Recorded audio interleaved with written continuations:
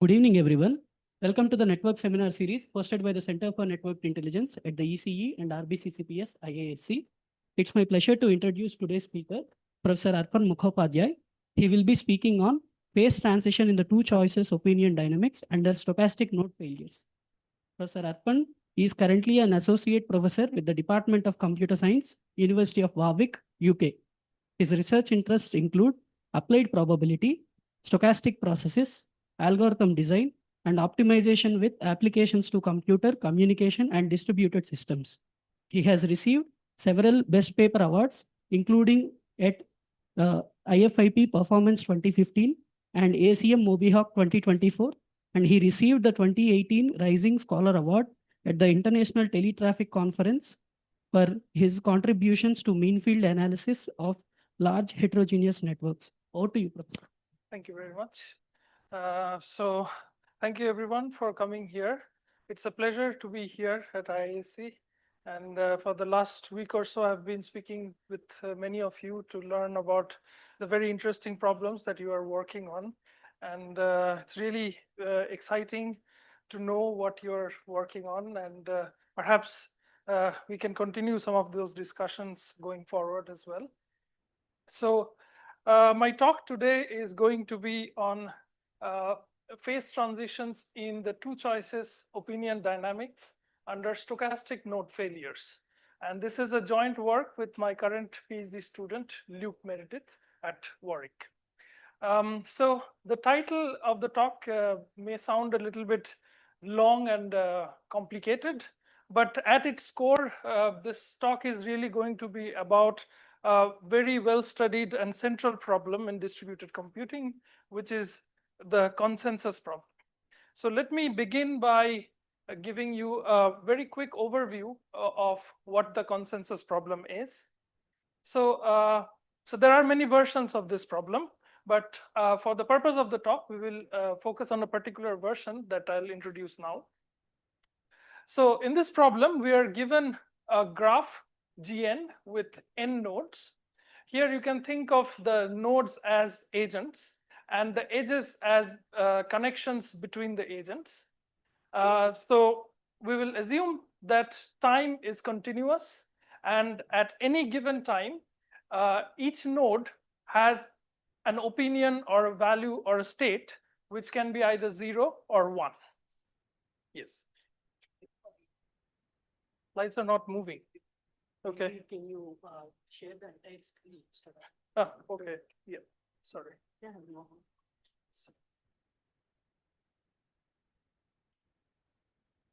So stop share. Stop share. No, Share. share the entire screen. This one. Correct. Yeah.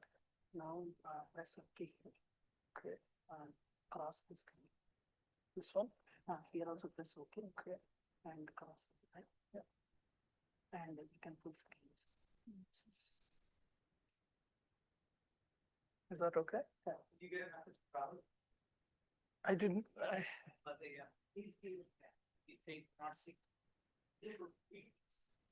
Okay. So is it now working? Okay. All right. So so the consensus problem is defined on this graph, which is denoted by Gn, and it has n nodes. So we can think of the nodes as being different agents, and the edges of the graph represent the connection between the agents. So time will be assumed to be continuous, and at every given time t, each node will have some opinion or value or state, which we will assume to be either 0 or 1. So in this figure here, I'm showing zeros with the color blue and 1 with the color red. And at time 0, we initialize the network at some arbitrary configuration of zeros and ones, as you can see here. So each node has a independent unit rate Poisson clock associated with itself, and whenever the clock associated with a node ticks, the node performs an update of its opinion by interacting with its neighbors. And it uses some sort of local interaction rule when it updates its opinion. So I am not specifying what rule of interaction are we going to use at this moment. I will specify that later on in the talk. But in general, it can be any rule. But local here means that a node is only allowed to talk to its neighbors. It cannot talk to the nodes that are not neighbors of this particular node. Okay. So what's the goal of the consensus problem? The goal is really to design an interaction rule such that if all the nodes follow the same interaction rule, then it will eventually lead the network to a consensus state where all the opinions of all the nodes become the same. Also we want that this should be a state which is absorbing for the network, which means that once this consensus is reached, even if we perform any updates, it cannot take the network out of this consensus state. So it must be an absorbing state. So the network must get absorbed in a consensus state. So that's the main goal of the consensus problem. Yeah.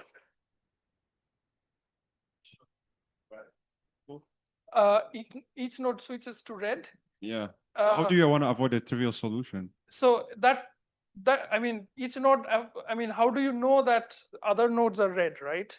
So it says that regardless of what anyone does, I'll just go to that. This is your oh no. So that's yeah. So that's what so I haven't given the other goal of the thing. So the other goal is basically saying that. Okay. So the other goal says that we have to maintain some information from the initial configuration. In particular, we want the consensus to be achieved on the opinion which is initially the majority opinion. Exactly. So for example, in this configuration, blue is the majority color. So we want that the consensus should be on blue. So it cannot be on red. So that's this version of the problem is called the majority consensus problem in many cases. But thanks for the question.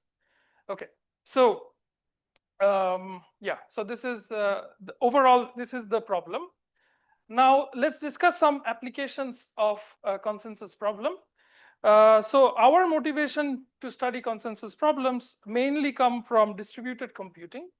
So in fact, the field of distributed computing was started with the study of consensus problems. So these are some early papers by Leslie Lamport and other co-authors, which are very influential in the field. And they in fact started the study of consensus problems under different assumptions on the failures of the nodes and so on. So what distributed computing tries to study is that if you are given a system of distributed agents, let's say robots, and if they need to agree on something in a distributed way, so let's say if they're sensing whether there is a fire or not, so they must come to a consensus very quickly. Even if initially they have different opinions, they must come to a consensus very quickly. Yes. Case of fire or not, one person says fire. Well, this could be, it could be, for example, that particular node has been compromised in some sense. So it would be a false alarm for everybody else. Right. Yes. I think Jared is calling up the right. Yeah, so essentially what happens is like, it's not a perfect, in some cases we don't need a perfect majority to have it, like even if like it may not be a perfect consensus, but even let's say 90% of the nodes are agreeing on that there is a fire, then we will decide, okay, there is a fire. All right, so that's the goal. And also this is just one application, but also it might be, well, these first papers that came out on this consensus problem, they actually tried to come to a consensus on different ordering of the same events. So let's say different robots initially believe that events occur in different orders, but then they have to come to a consensus on which order actually it happened, those events actually happened. So that's another application of the consensus problem. These are really useful in distributed database systems and so on. So the question of interest in this setting is, can we design algorithms which can lead to quick consensus and which are also reliable in the sense that even if some of the nodes fail to follow the protocol or whatever reasons, I'll talk about failures later in more detail. But even if some nodes fail, we would still like to have an almost consensus state of the network. So that's, yeah. Yes, but yes. Yeah. So for now, yes. For now, we will study only binary states, which simplifies the problem. But in general, yes. I mean, the consensus can be defined on any number of states. Yes. Yeah.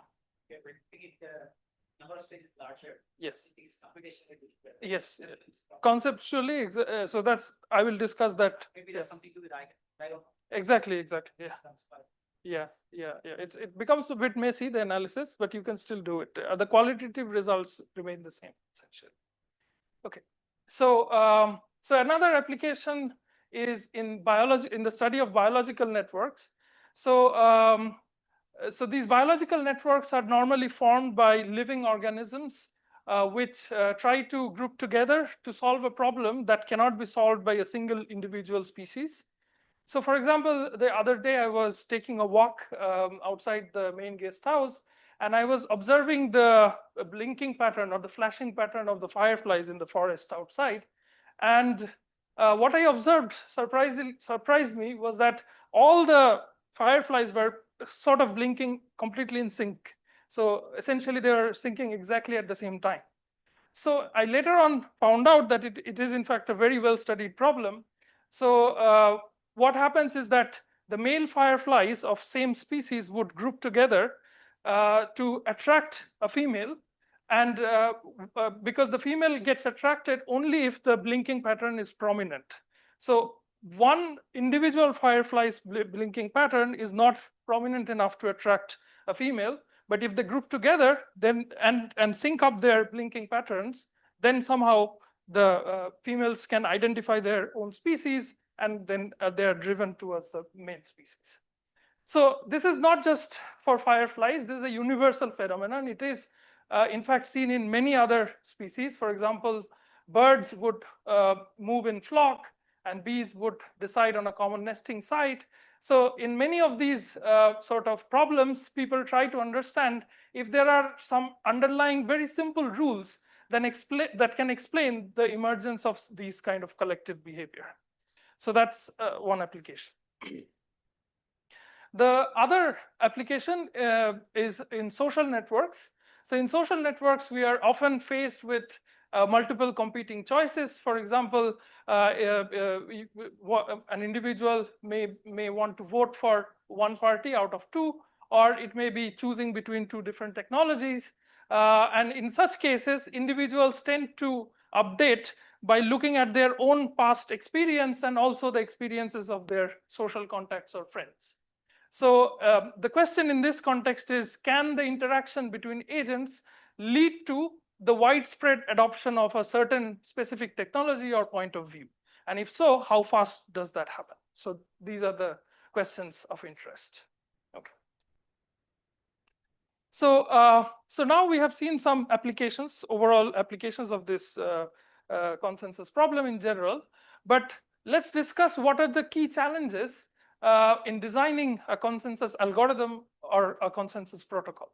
That's the rule that every node should follow. Okay, so first we have to make sure that the consensus happens fast.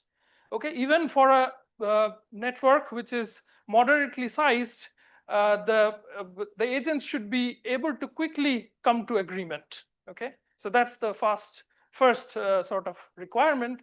So we will, for example, call an algorithm fast if for a network of size n, the consensus takes place in just log n time. So log n is obviously a very small number, even for n, when n is of the order of, let's say, 10 to the 4, log base 10 just gives 4. So you can imagine this grows very slowly. This is a very small number compared to n.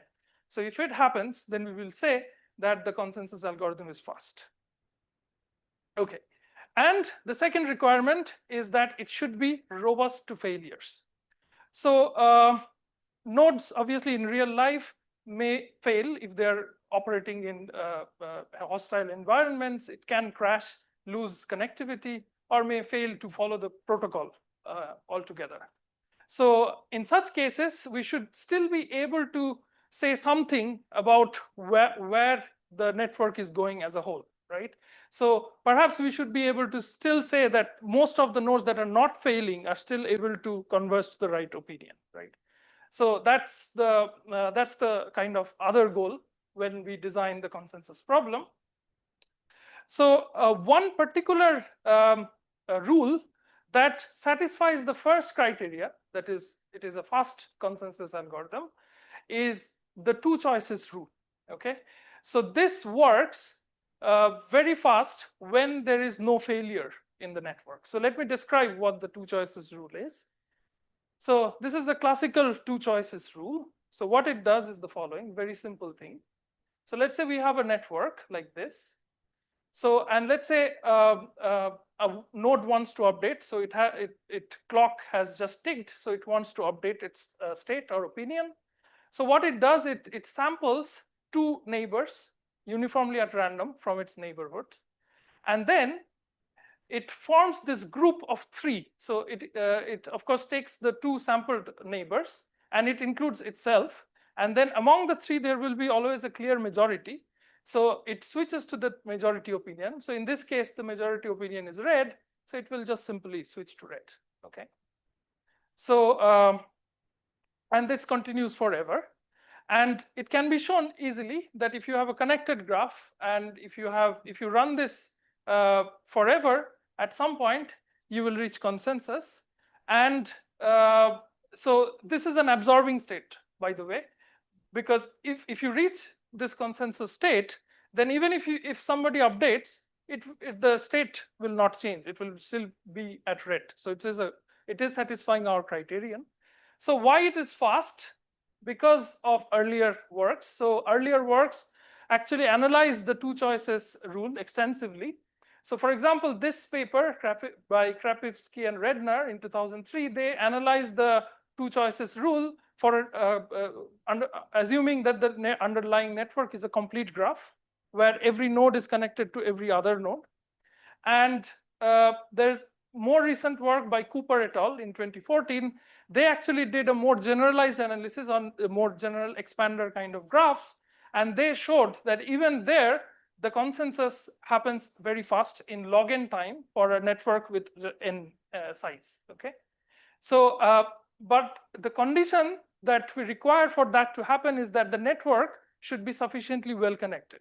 So I'll be, at this point of time, I'll be vague about what do I mean by this, sufficiently well connected. So essentially, you can think of it as a network without any bottlenecks. Okay, so I will make it more precise later on what I mean by well connectedness. Okay, so so this is the two choices. This is the known result for two choices rule.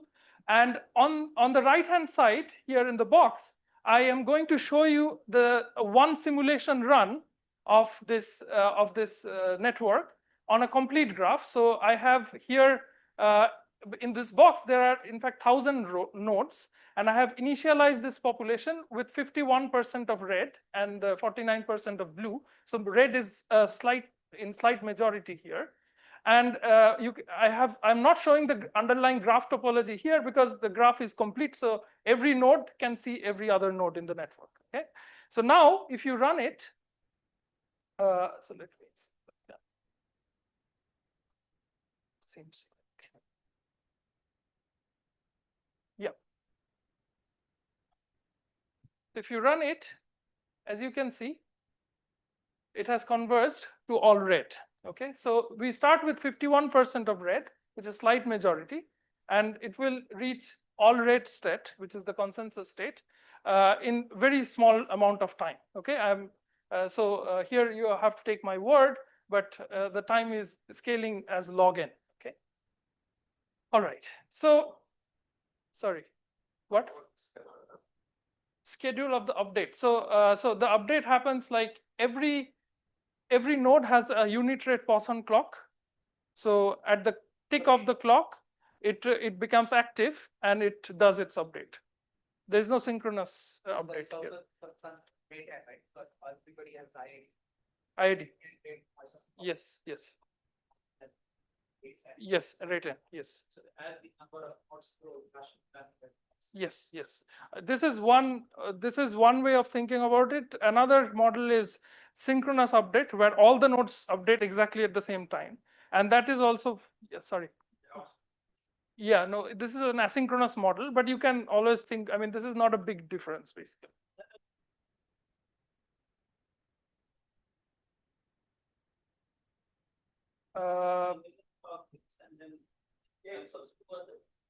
No, so the neighbors. So whenever one particular node becomes active, it does the two-choice update. But the other neighbors who they don't change, they don't change. yes, right. The probability may be very correct. Yes. Yes, of course. Yes. Yeah. So The majority. Yeah. Correct. So whether it means that Yeah, so that obviously, if you have a sort of large graph and so your neighborhood is large, in that case, sampling all the, I mean, these, you can imagine in a distributed system, there will be communication constraints and so on. So we would like to have sort of very fast consensus with minimum sort of communication. So this is two choices, the minimum you can hope for. Yeah. you think you're doing it just for the analysis power of No, so the analysis, in fact, is easier if you do all the, if you do all fast. it's all slightly faster, yes. But Not your communication is communication is much larger, yes. Yeah, actually, if you choose all that, analysis is also there. I mean, it's already done. Yeah. Okay. Yes.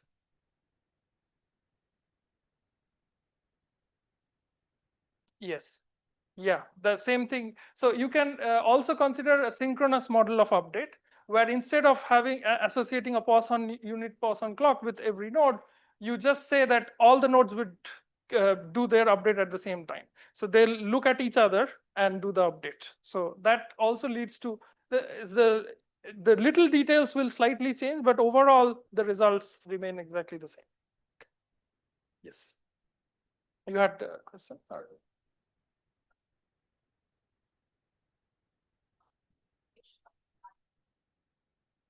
Yes, so this is not just for a complete graph. So as I said, so this paper, I am showing the simulation for complete graph, but for this analysis, in fact, has been done for other kinds of expander graphs as well, and this has been shown by Cooper et al. This paper actually does the analysis for very general class of graphs called expanders, spectral expanders, and even for them, the result remains the same. We get a consensus in just log n time.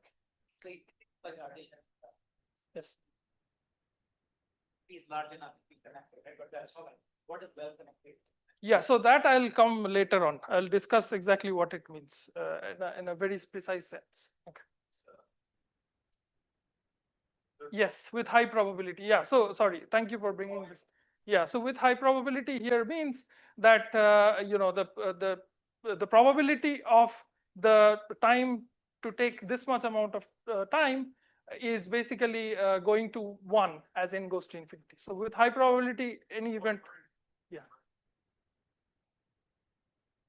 a non-majority. So no, so this result says opinion with high probability it will converge to the initial majority opinion, and that so it is both happening together. That happens with high probability. So you will converge to the initial majority opinion, and that convergence will happen in log n time. Yeah. Yes. Yes. Yes. Wrong consensus, yes, it can happen. There is a probability, but that probability diminishes very fast as n grows. So that is Yes. because you are somehow biases the way you choose. So Yes. there are only few people who are right, Right. but a lot of people connect to that and they start. It can, yeah. Then you can make you can amplify. Adversarial way of. Yeah, but initially you don't. So the problem that we are thinking about is you don't know what is the initial. So let's say you are an individual and you can't see the entire network, and you want to know what is the majority state of the network. So you don't, you earlier you will not suppose any bias, right? I mean, a priori you will not assume any bias if you want to converge to the majority. Yes. Yes. At 1 by n of the time, sort of like that. Yes, where the update happens. Updating, is it because of that? Or So if you only update just one particle at every, Poisson 1 by n. yeah, then the scaling will be just n log n. That's it. That's all the change. But essentially everything remains the same. Okay. Any other questions? Okay. All right. So yeah. So the result that I have just discussed shows that the two choices rule is robust. Okay. But is it sorry, I just what the result that I described just says that the two choices rule is fast, but is it robust? That's the next question that we will ask. So this has also been studied in the literature of distributed computing. In particular, this paper introduced a model which we will call as F-bounded adversaries. In this model, they actually looked at a discretized version of the model, discrete time version. But what happens essentially is that in this model, an adversary can arbitrarily change the opinion of F agents per unit time. Okay, so they can just arbitrarily do anything with F agents, and F is allowed to be at most order of square root of n. Okay, and so that's the adversarial model. Yes.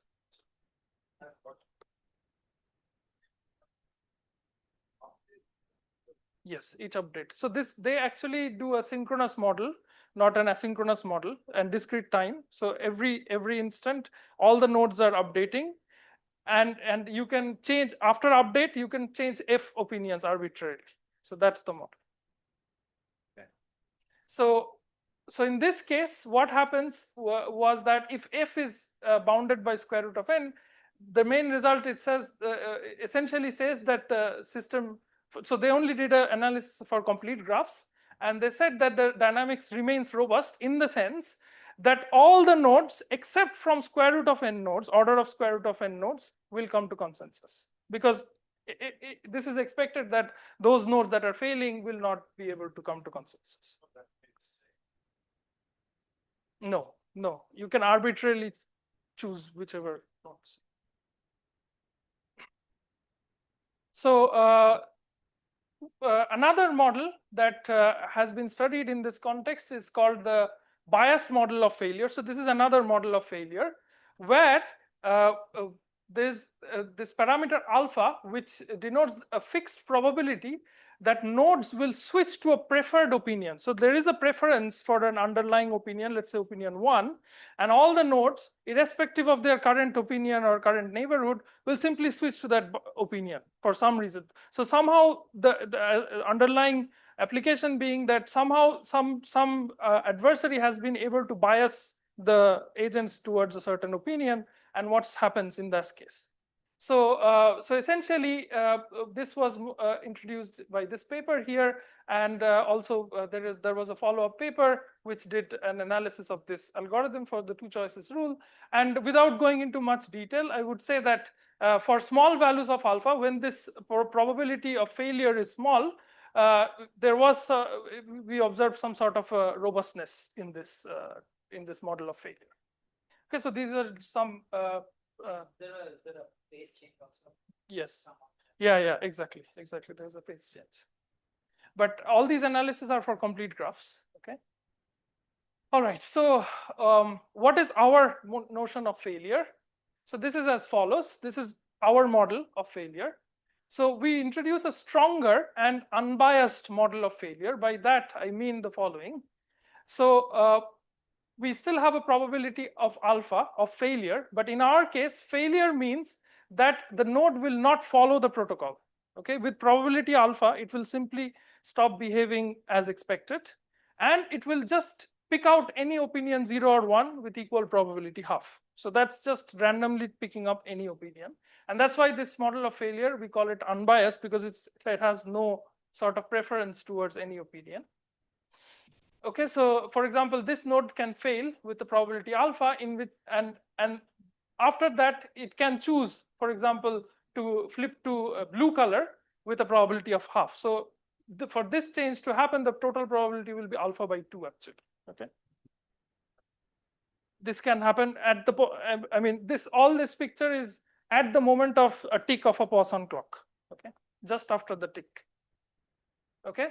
And this with probability 1 minus alpha, it will do what is expected of it. So it will just do a 2 choices update. It will sample 2 others and do the majority rule. And so in this case, it might change like this. Okay. So why is it a stronger model of failure? Why we call it a stronger model? It's because it allows theta n number of failures to happen per unit time, as opposed to earlier works which allowed only square root n number of failures. Why? Because as Parimal pointed out, per unit time there are n nodes updating, and each node can fail with a probability of alpha. So theta n is the scaling of the number of failures on average per unit time. Okay. So what is the effect of this failure? So immediately what we can observe is that there will be no absorbing state in the dynamics. Why? Because let's say we have reached a consensus, but even there, a node can suddenly, with probability alpha, it can change its flip to the opposite opinion. So there is no absorption happening in this case. Okay. So obviously there is no perfect consensus in the sense that we defined earlier. So there is no absorbing state.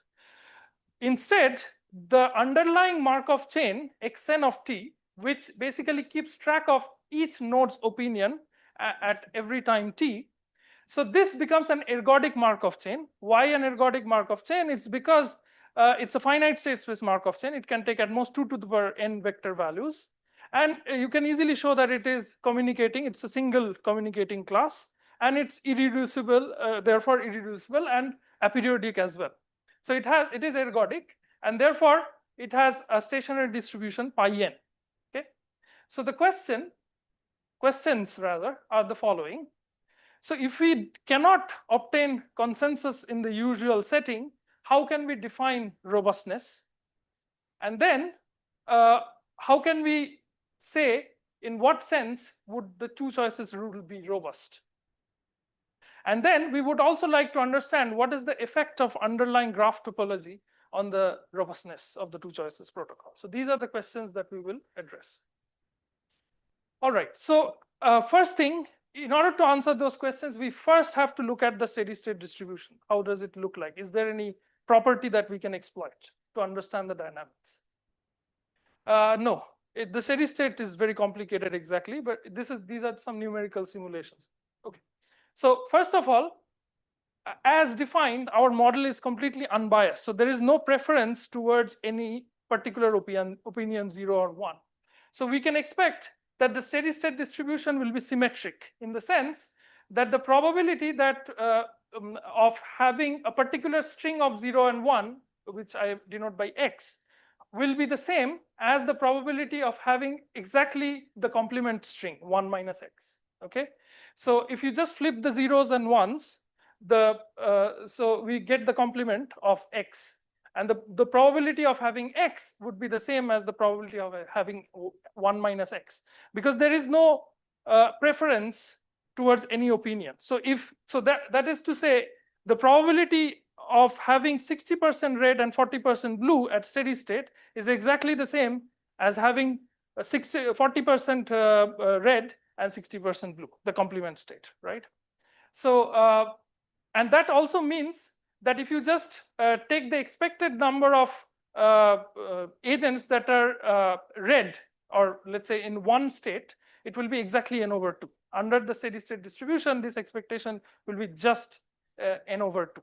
Okay, and these are some simulation results we obtain for different values of alpha. As you can see, for alpha equals to 0.2, we have a bimodal distribution, whereas for alpha equals to 0.4, we have a single modal distribution. But in both cases, what is to observe is that this is completely symmetric around n over 2. By the way, I'm plotting here on the x-axis this fraction of ones here. Okay, so it's completely symmetric around n over 2.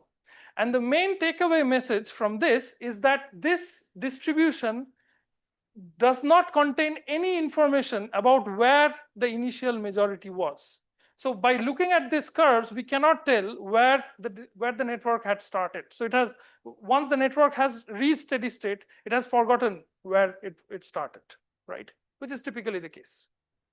Okay, so all information about the initial majority is lost on approach to the steady state distribution. Okay, so this prompts us to define a natural measure of robustness through the mixing time of the network dynamics. Okay, so what is the mixing time? T mix n epsilon. So this is the first time the total variation distance between the temporary transient probability distribution and the stationary probability distribution remains. Yeah. To alpha, right? To alpha. So alpha is going to 0.4 sort of extent, like it concentrating around 0.5, right? What is alpha 0.2 saying that? It has, but it's like half the probability, I have very low number of constants. yeah, I will explain this. This is a very interesting thing happening. Why do we have two modes? I will explain this. So this is what, because of some sort of metastability happening. So I will explain exactly what is going on here. Okay, so yeah, so a natural measure of robustness is through the mixing time of the network.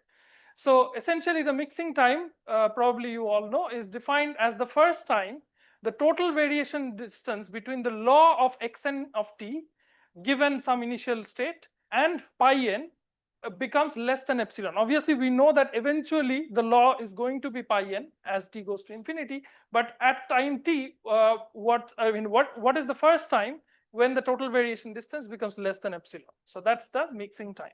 And we take the maximum over all possible initial starting points. Okay, so that's the definition of T mix n epsilon. Okay, so as I already stated, T mix n epsilon is the smallest time that such that the total variation distance between the transient distribution and the steady state distribution falls below epsilon. Now, a larger T mix epsilon means that the network will take a longer time to reach the steady state, and in this case we can say the network is more robust because it is retaining the initial majority information for a longer period of time, because the steady state doesn't remember anything about the majority. Okay, yes, I will come to that. I haven't so for now, all I have said is for any general graph. Like I haven't specified any particular graph. I will specify that later on.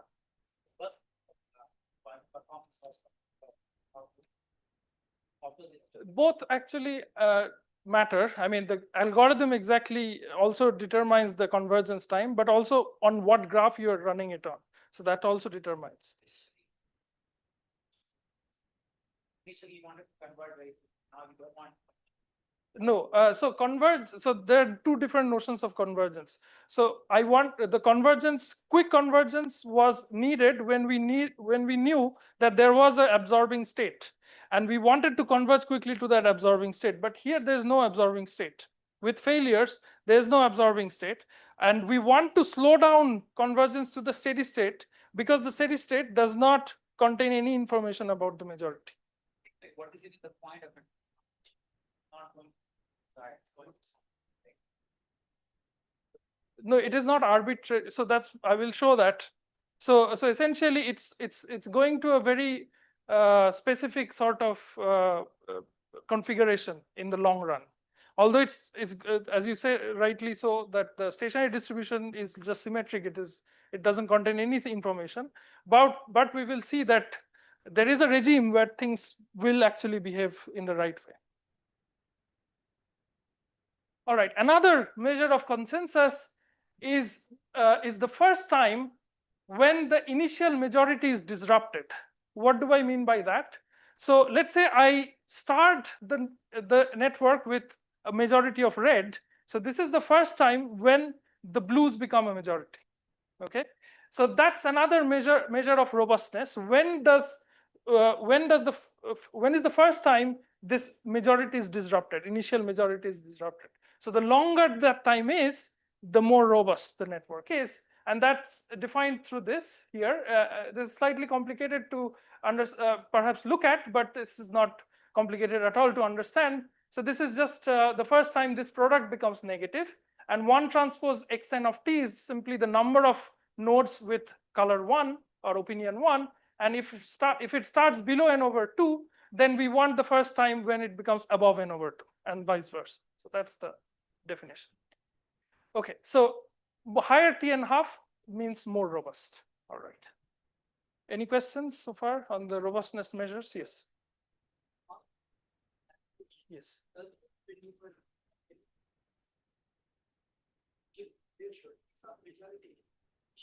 Yes, yes. Yeah. So initially there is we are assuming there is some opinion which has the initial majority, either 1 or 0, and we want to retain that for as long as possible. But this is, I mean, we know that eventually that majority is going to be broken.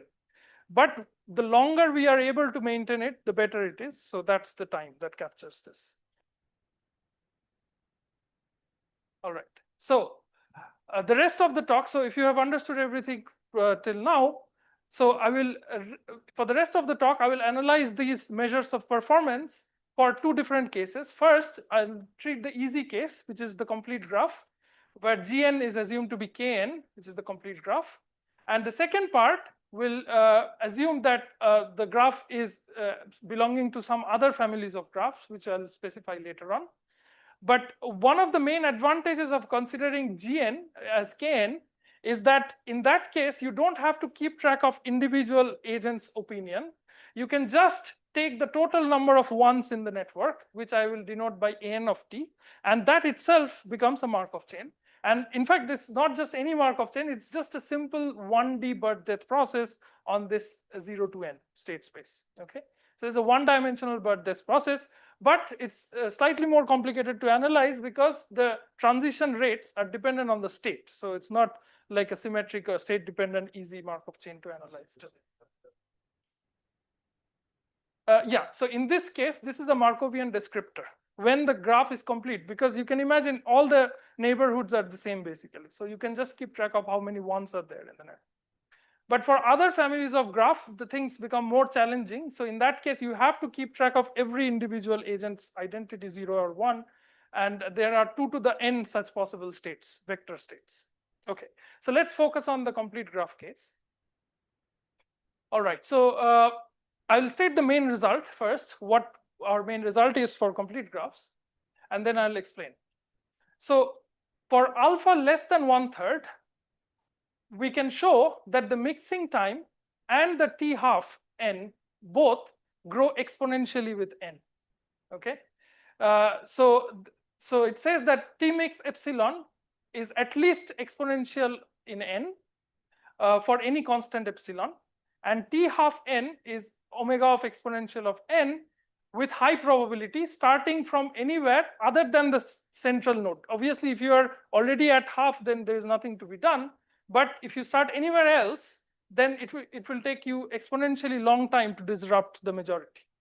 So in this, so what it means is that both mixing time and t_n½ grows exponentially with n, which means that even for a moderate size network, if you initialize, let's say, with some 51% of red, it will maintain the majority of reds for exponentially long time.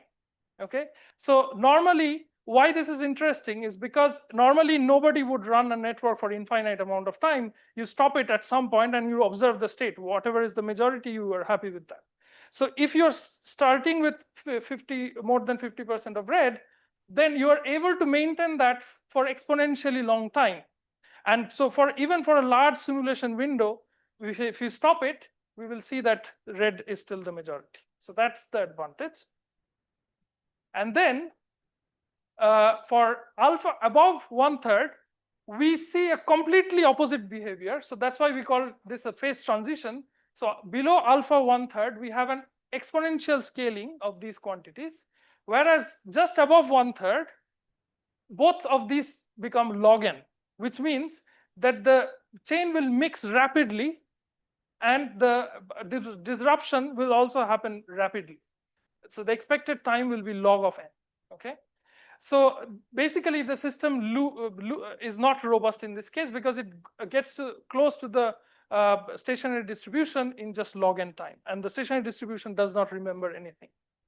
Okay. All right. So now some numerics, so some sample path things that I want to show. Yes. Yeah, so that's a very interesting. We did not do the analysis for exactly what happens. It's a very complicated analysis. What happens exactly at the phase transition threshold? We now, after completing the paper, we have done some other models where we know exactly how to handle that. So in that case, it will be a polynomial, neither exponential nor log. It will be some polynomial of n. So that is driven by diffusion process. So it will be essentially driven by the Brownian motion part of the Markov chain. But anyway, so that for our paper, we don't treat it, unfortunately. Anyway, so okay, so let's say this is our graph. We are still on the complete graph setting. So let's say I have 200 nodes. And in this case, I am choosing alpha to be 0.3, which is less than the threshold. So we expect this to be a robust system.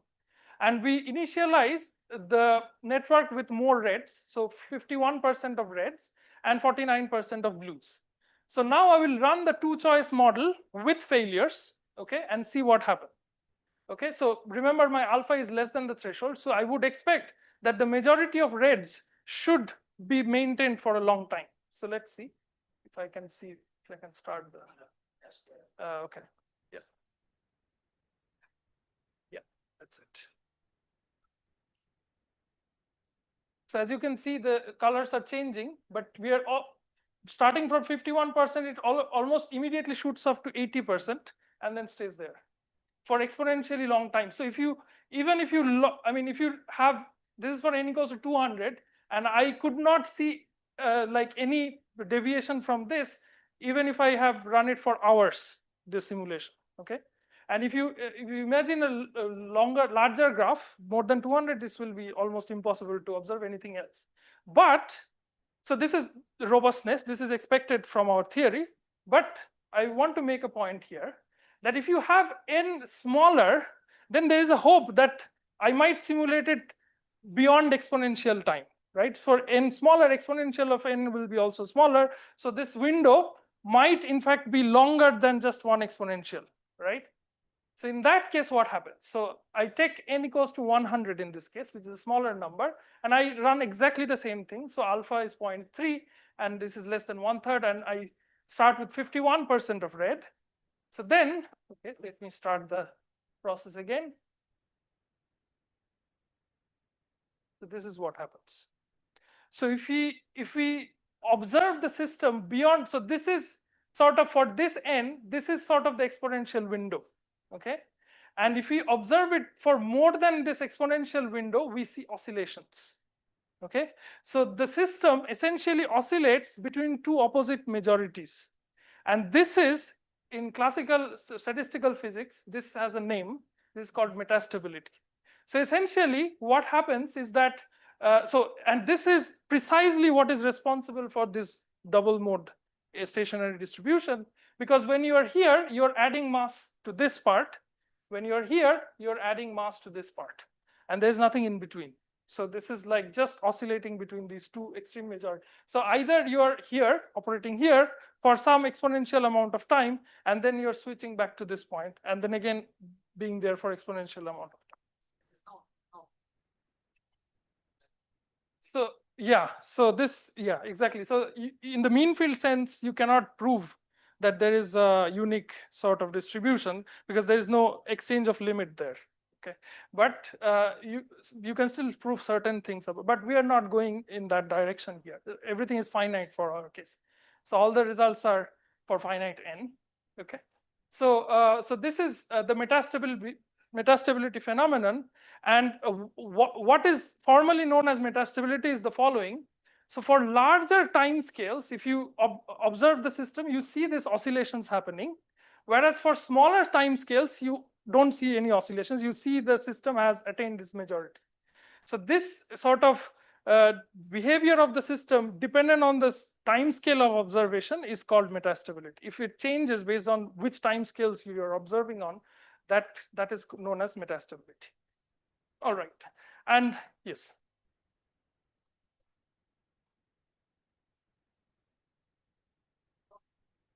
Yes, so in this case, I have chosen n equals to 100, which is small, and that's why we are able to see the oscillations. But if we choose even like 150 or so, this becomes so large because it's growing exponentially in n. So we can't see any fluctuations. So that's why I deliberately chose a small number to. Yeah. It is, yeah, it is a sort of asymptotic kind of effect. Yeah. Yeah. Yes, I'm going to explain that. It's a good question. Okay. All right. Okay, so for alpha higher than 1/3, we know what to expect. We expect that the system will very quickly converge to its steady state. So let's run it again.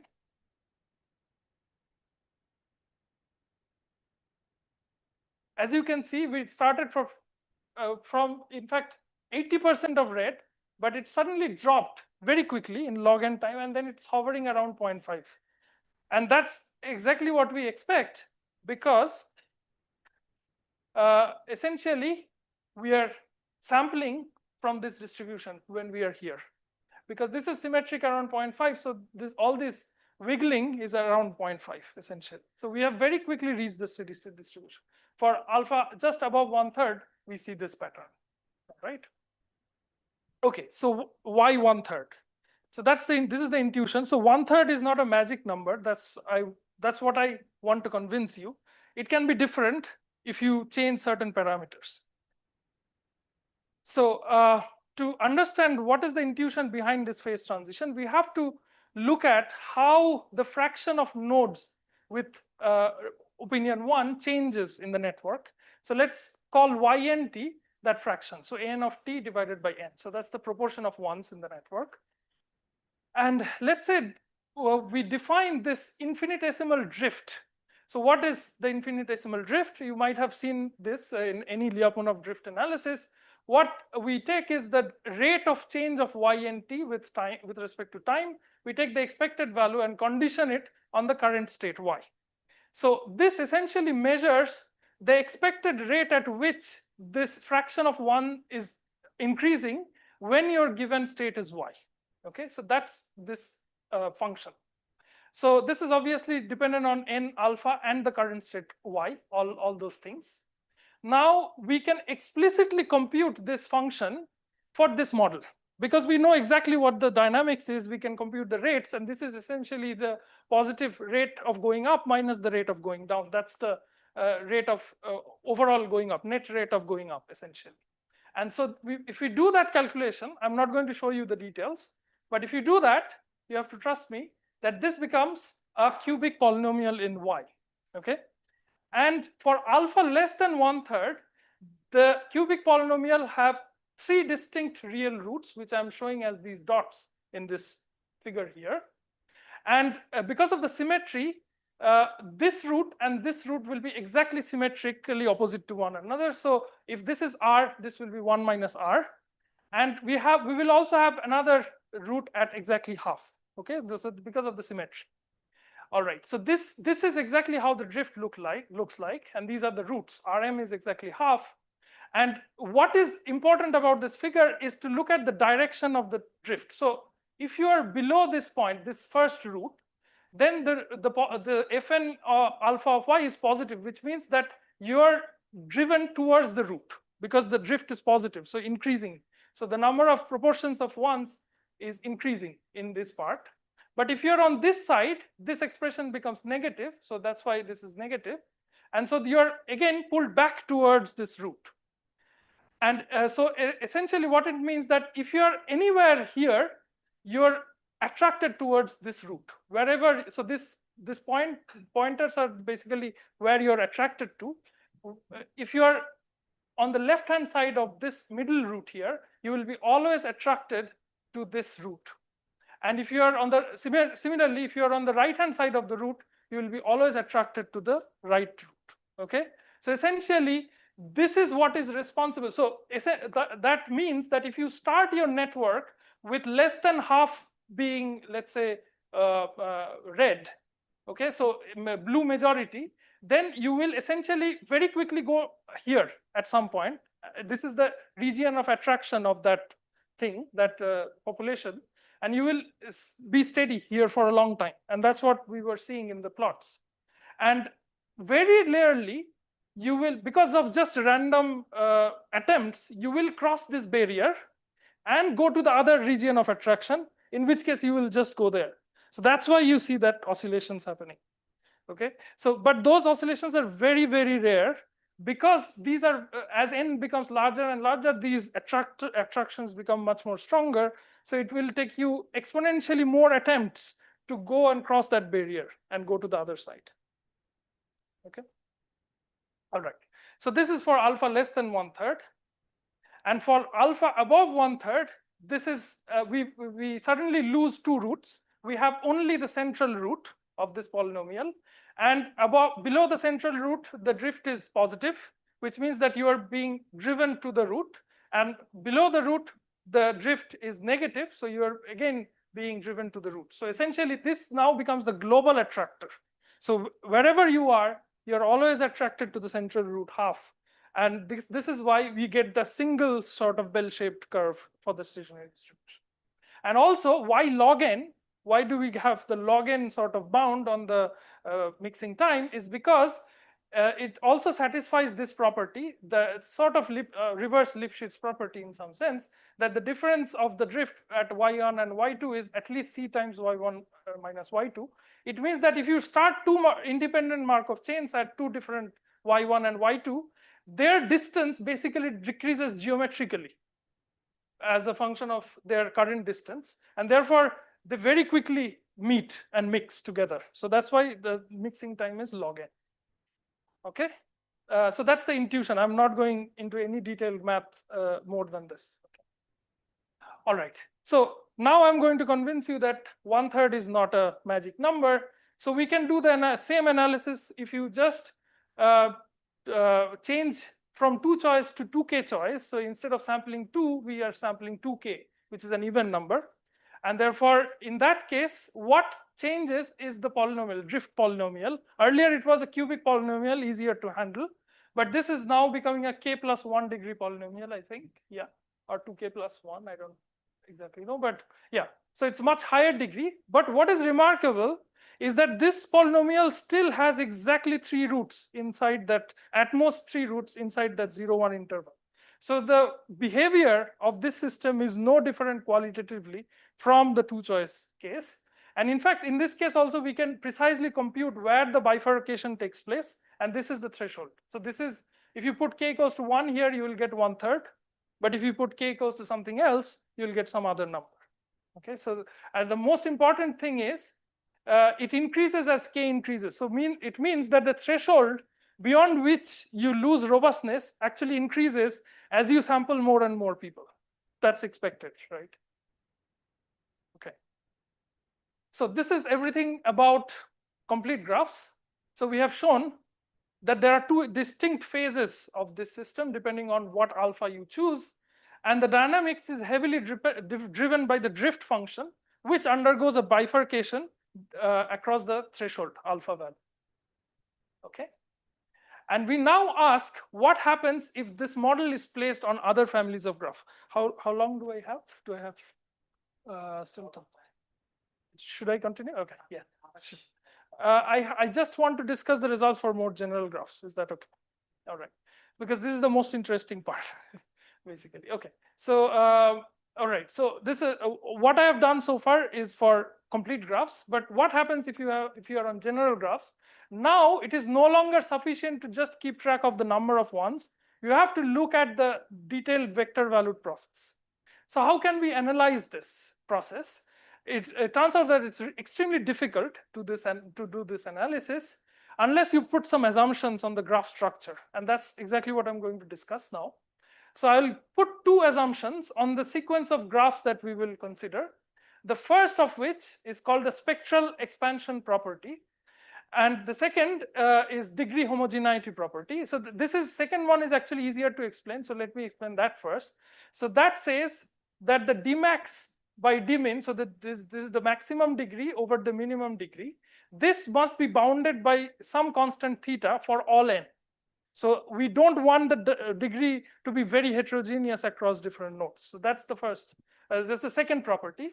The first property says that 1 minus lambda n, where lambda n is the second largest eigenvalue of the scaled adjacency matrix of Gn, should be bounded away from 0 for all n. So there should be some constant eta such that 1 minus lambda n is above eta. So let me explain this.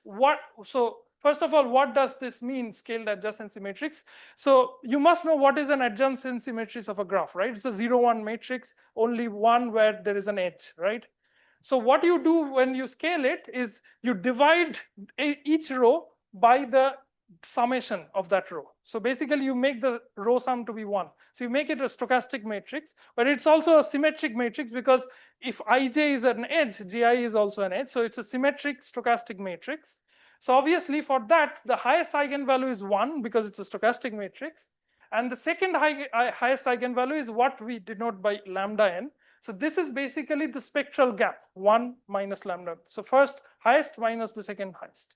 So we are assuming that this is bounded away from 0. So algebraically it is clear, it's a very simple statement, but what does it mean structurally? So let me give you some intuition about what kind of graph we are considering. Essentially, we are considering graphs where there is no bottleneck. So these are not valid candidates. So this is a graph where we have a complete graph on both sides of this green line here. So this is a complete graph. This is another complete graph. And they're just connected by just one single edge. So this becomes a bottleneck. So essentially, no bottleneck property means that for any large disjoint subsets of the vertices, the number of edges crossing between those two sets or the cut size should also be large. It cannot be small like this. Okay. So for example, in a cycle also you can cut it such that n over 2 falls on one side, n over 2 falls on the other side, and there's only 2 edges crossing in between. So that size of the cut does not scale with n. So that's where there is a bottleneck in these kind of graphs, and we are not allowed to select these graphs. Okay, but for complete graphs, as you can imagine, in whatever way you cut the graph, there will be always a large number of edges crossing from one part to the other. Okay, so so some examples of spectral expanders which satisfy our properties are these. Obviously, complete graphs satisfies that, but also Erdős-Renyi graphs with average degree of omega log n would satisfy that, and random regular graphs will also satisfy that. Because of shortage of time, I'm not going to discuss too much, but I just want to mention that this class of graphs is a huge class which contains dense graphs like this, like these ER graphs, but also sparse graphs like this. So we are actually covering a very large class of graphs when we put those assumptions in. Okay, so first, before presenting the most general result, I think it's more interesting to specialize on this particular case of dense graphs, where dense graphs essentially means lambda n goes to 0 as n goes to infinity, and dmax over dmin goes to 1. So basically you are approaching an asymptotically regular graph. So the max by min ratio goes to 1, and the lambda n goes to 0. It means that you're essentially approaching towards almost like a complete graph, because in complete graph lambda n is 1 over n minus 1, but it can be far from that. For example, ER graphs with omega np equals to omega of log n will also satisfy this, but with 1 over square root of n, and random dn regular graph will also satisfy this. But what we have shown is that the exact same result that we have shown for complete graph holds for all these graphs, if you just put these assumptions. But this is just a corollary of a more general theorem where we don't put those assumptions. All we need are these original assumptions that as we stated before, but we need some further conditions on eta and theta, these bounds. I'm not specifying this because these are complicated, that for that you need to go to the paper. But what we prove is that there exists a threshold below which, if your alpha is, then you will still see this exponential mixing time, or the system becomes a robust system. And there exists an alpha bottom star eta and theta, above which you will get a logarithmic sort of convergence. But one thing I should mention is that this is not a very sharp phase transition that we are able to show here, because this may be different from this. Earlier, both were 1/3, but now these may not be the same. So this is not a very sharp phase transition that we are able to prove. But all our numerical results suggest that there is, in fact, is a sharp phase transition, but somehow we are not able to prove it. So, okay, the key idea, I will skip it because essentially I just want to mention one word. Because it's very complicated to analyze xn of t, what we do is we couple the Markov chain between a fast chain and slow chain, which are both easy to analyze because these are both birth-death processes. And it is possible to do that in our case using spectral graph theory, and we were able to do that. And using that, those those faster and slower chains, we are able to prove those bounds essentially. And that's it. I'll stop here. And these are some plots for exponential growth and logarithmic growth. And yeah, future directions, but I'm happy to talk about this later on. That's it. Thank you. This is the main paper that appeared in SIGMETRICS, and that's all. Thank you. Thank you very much, Professor, for delivering an interesting talk. Are there any questions from audience? So we have arranged refreshments. Tomorrow, yes. Yes, please do. Yes. We have arranged refreshments at Coffee Hut. Please continue your discussions there. Thank you all for attending and have a great evening.